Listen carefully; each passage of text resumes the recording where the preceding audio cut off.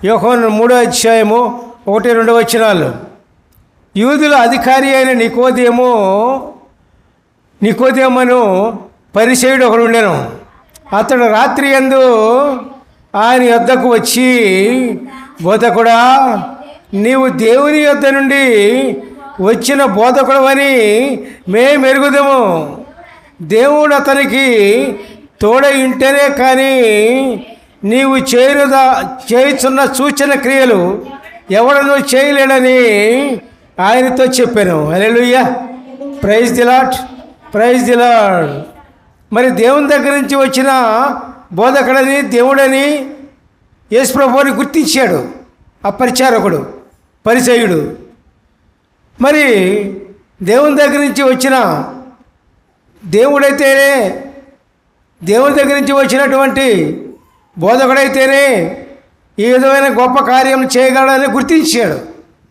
అందుకనే రహస్యంగా అందరికీ తెలియకుండా రహస్యంగా కలుసుకుందామని మరి వచ్చాడు.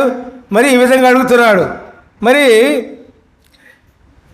మరి ఈ విధంగా ఎవరో కూడా దేవుని దగ్గర నుంచి వచ్చిన వాడు తప్ప ఎవరో ఈ విధంగా చేయలేరని అడుగుతున్నాడు. అప్పుడు యేసయ్య ఏమన్నారంటే, పిల్లరా, మరి యోహాను 3:3-4 అందుకు యేసు అతనితో, ఒకడు క్రొత్తగా జన్మించితేనే కానీ అతడు దేవుని రాజ్యమును చూడలేడని నిశ్చయముగా నీతో చెప్పుచున్నాను నేను.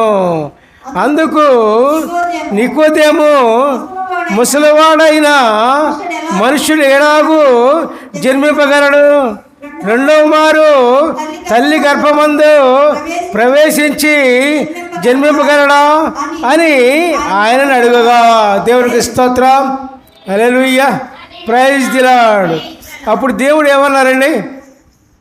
యేసు ప్రభు ఏమన్నారు? ఆయన కొత్తగా జన్మించితేనే కానీ దేవుని రాజ్యాన్ని చూడలేడు.